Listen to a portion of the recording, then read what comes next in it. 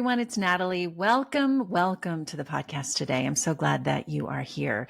You're the reason that I do these interviews and continue this podcasting journey. I learn so much every week from my guests, and I know you do too, because that's the feedback I get. And I have a big episode for you today. Dr. Romie Mushtag is my guest. She is a board certified physician who brings together more than 2 decades of leadership in neurology, integrative medicine, and mindfulness. What are we talking about? The busy brain. Is this you?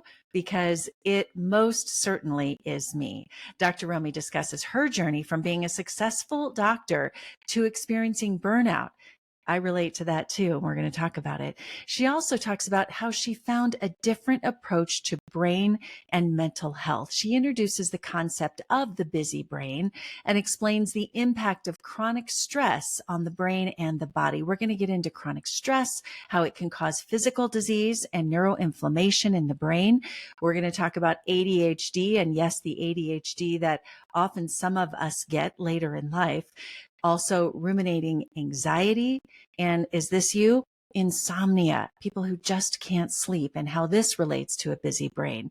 The episode is packed with great information that I know you're going to learn from, and you're going to want to share with the people you love. And I have to tell you something.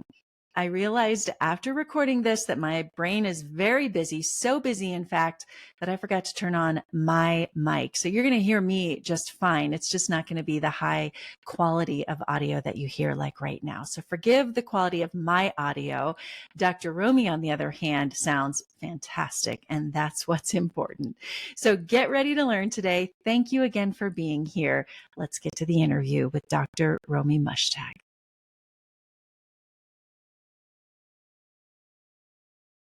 Dr. Romie, thank you for joining. Weeks, actually months, I have looked forward to this conversation. Same, sister, same. When I saw that a like-minded sister who really understands digging deep in healthcare and your journalism background, I knew we would have what I in my world call Dr. Romie Real Talk. So good. Let's have one of those. And we have more in common than I think you even know, because somewhere in my bio, maybe I spoke about this, but the burnout and the career you thought you were going to have isn't now where you ended up. And you spent a lot of time as a doctor. So before we get into the busy brain and all of that, let's talk about how you got there. Give us your backgrounds. I am the proud daughter of immigrants, and English is my third language. And it should, like I always say, I had a success mantra whispered in my ear by my father in the newborn nursery. I have one daughter, and you will become a doctor. And I mean, you know, I think I'm maybe a little older than you, sister, but I grew up in the day of like Lincoln Logs and older than I am. Patch Kids, yes.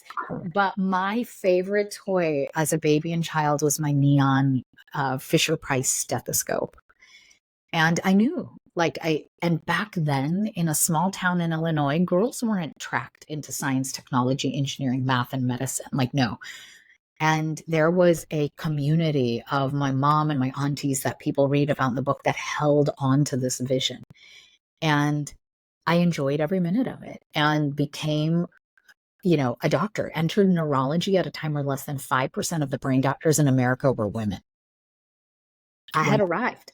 Yeah. And girl, I look good doing it. I ain't going to lie, because I thought my life was about acquiring labels and titles and awards. Being the only woman, you were going to hear my designer stilettos walking through the hospital corridors.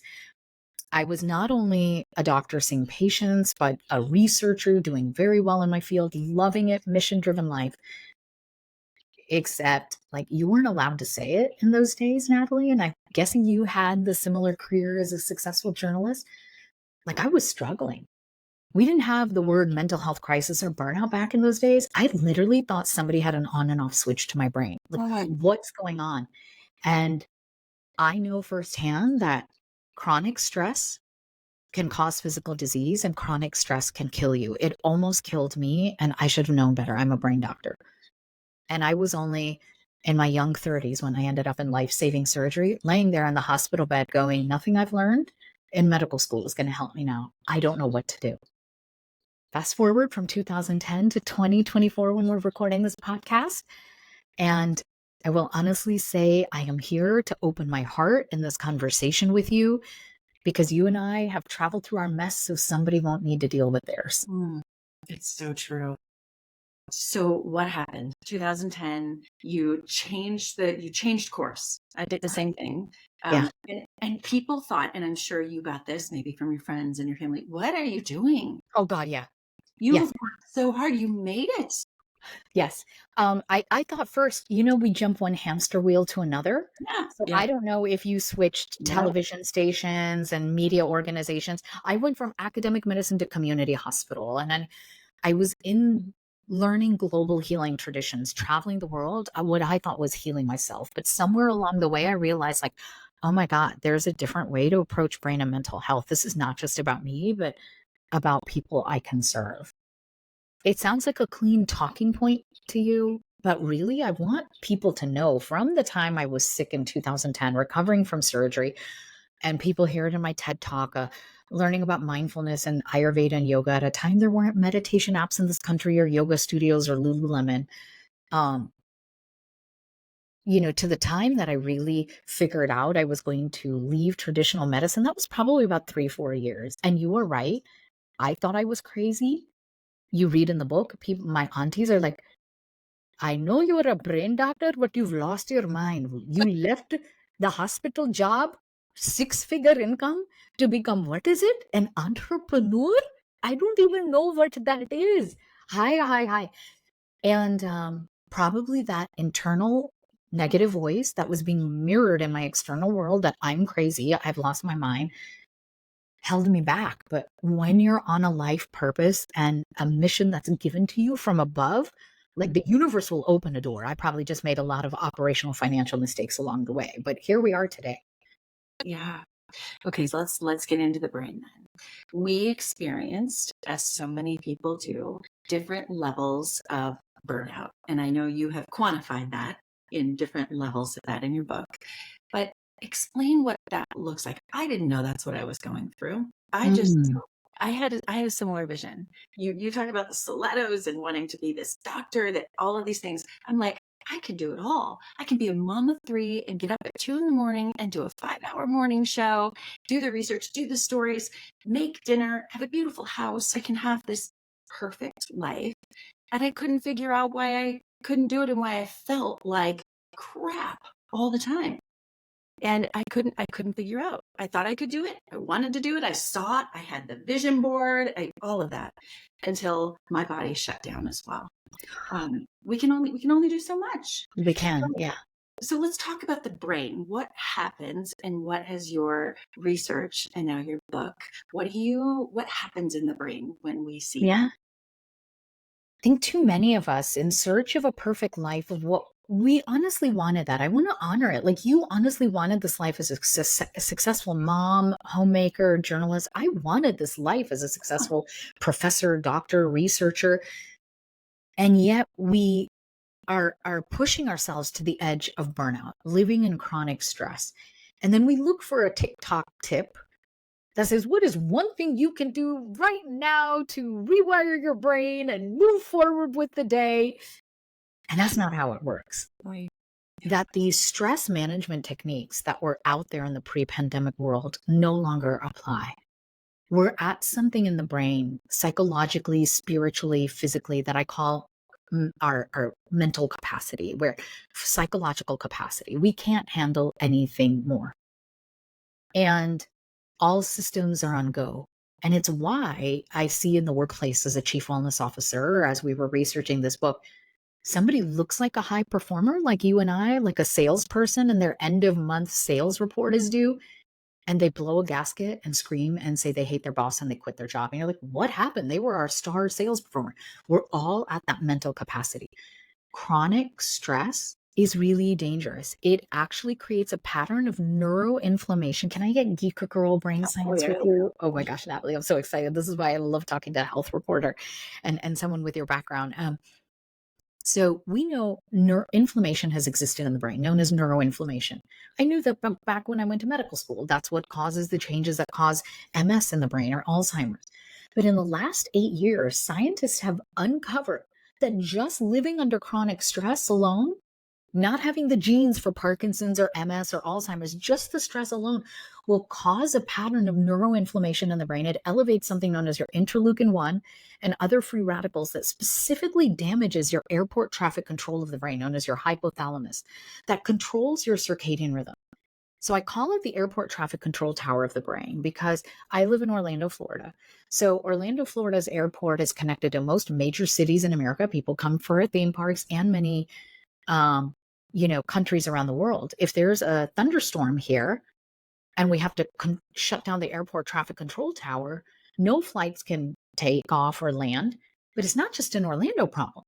Now, within seconds, flights are delayed or canceled in New York, in LA, in Hong Kong, in London. It's a global effect. That's exactly what the hypothalamus of the brain does.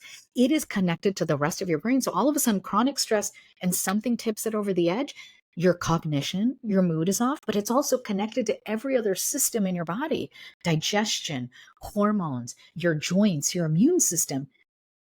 And that's what chronic stress is doing to us. And I researched a particular pattern that I uncovered that's been happening in high achieving professionals, just like you and I, called the busy brain. And that's where we are today. These were the people like you and I who would say, I'm eating clean, I exercise, I'm living the life that was on my vision board. Why am I still struggling?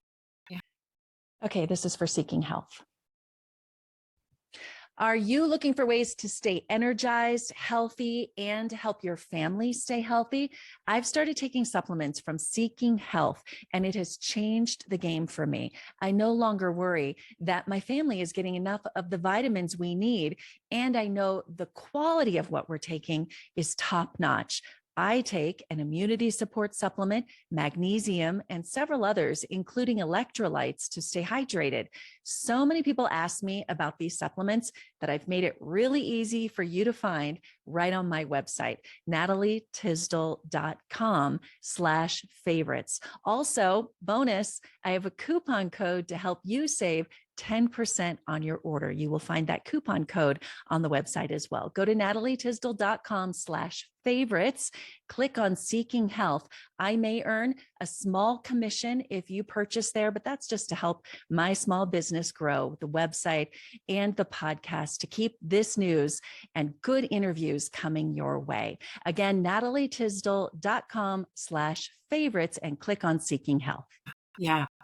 Okay. So the whole book is about this, and I encourage people, put the link in the show notes, I encourage people to buy it, read it, learn from it. But give us some ideas here Yeah. today. Oh, What, completely. I'm going to walk you through the whole protocol and in the brief time we have. what should we do? So I still, and I will fully admit that it's been 3 years, 2 Mhm. years since I left that crazy busy lifestyle. I still find myself taking on more. Like, I think I was trained in the news business and probably as a doctor, and many people relate to this. Like, I thrive under stress.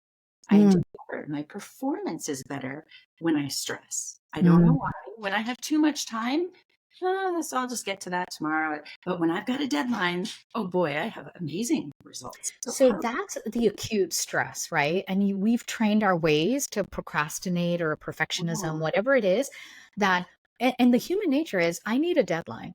Like, I may not make the bed, but if I know someone's coming over and they may see the bedroom, I'm going to make the bed, right? We need some kind of psychological motivation to get something done, right? And so that's acute stress, but the chronic stress is the issue that I want to talk about. So I talk about this is you can break the stress success cycle. You and I can want success. That's, you and I both serve that audience, success driven professionals, unapologetic. I want you to succeed in all facets of life. But what if we said you don't have to work to the edge of stress and burnout to do it? What I'm actually hearing you need, Natalie, is a full life of things to do and purpose, hope and goals that are in different buckets in your life, in different professional areas as a creative entrepreneur you are, in for your family life. That's normal.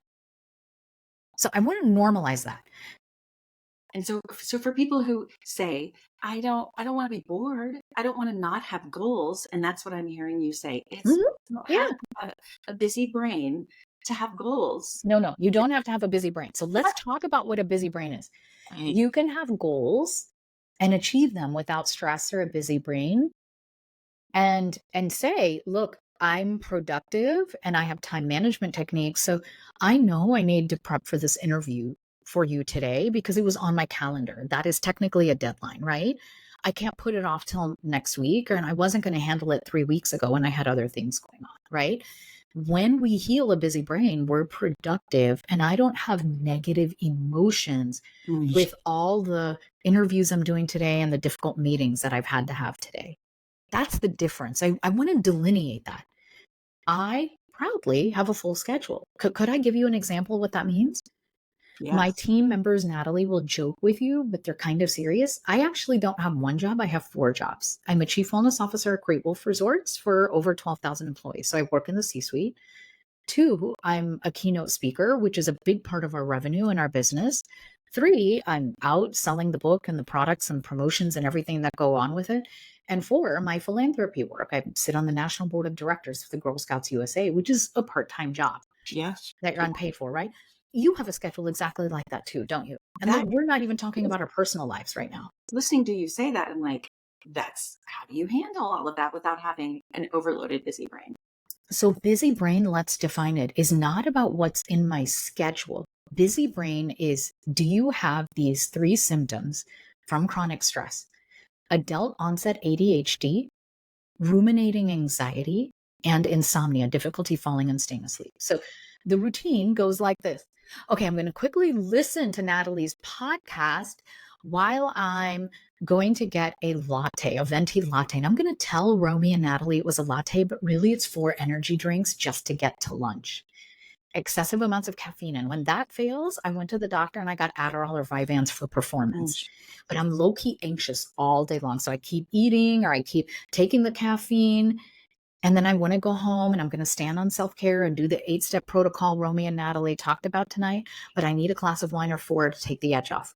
And if it's not that, I'm going to take a prescription sedative drug like a sleeping pill or anxiety pill that my doctor gave me. So you're on the stimulant-sedative cycle. And then down, and you need a Up and stimulant down. to, And it's a chemical. yep, to function And you sleep. and I'm not saying all caffeine is bad or all alcohol is bad, but if you're using it to cope and to succeed, then it's not serving Yeah. you. Yeah. And so that's what a busy brain is. Those 3 things: adult onset ADD, anxiety, and insomnia, and you're stuck on the stimulant sedative cycle. So we're going to break down in a second. Ask me questions, the protocol quickly to heal it, and they'll get all the details in the book, but I will tell you the whole process here. Okay. First, before we get to that, how common is it in your research? Yeah. Is it the school teacher, the TV journalist, the doctor, the stay-at-home mom?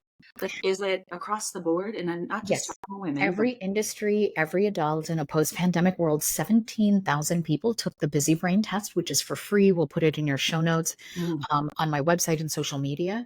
It's a neuropsychology test that measures how stress is impacting your brain and your body and your performance. And 82% of people scored above a 30, which signals you have various stages of a busy brain. Wow. This is about the ratio when I go give keynote lectures across every industry, that we find that about 70 to 80% of people in the audience have this. And by the way, this is also the data the World Health Organization finds out of the mental health crisis. This is what American Psychological Association is saying the rate of stress and burnout is in America. So this number is pretty consistent across multiple entities. Yeah. And okay, so I like to go deep. Yeah, Let's go. we're gonna go 30 minutes, but I want to go deep. No, we're going to go deeper. I knew intuitively we were. I got time. I have all the time you need. So here's my big question. Why? My mom didn't struggle from this that I knew of. Is this the hustle culture that we've created of being busy makes you look better in social media, Instagram? Like, why? My dad was a busy small town doctor working incredible hours, but let me tell you what the difference is in today's world compared to when I was raised. For most people, there were clear boundaries between work and going home, and we weren't tethered to digital devices that have actually rewired our brain. I mean, those are two simplistic answers, but we dig deep because what happens with the chronic stress that we have today from not being able to disconnect the way we used to and the different food choices we're making, we're going to dig into all of this. It's disrupting our circadian rhythm.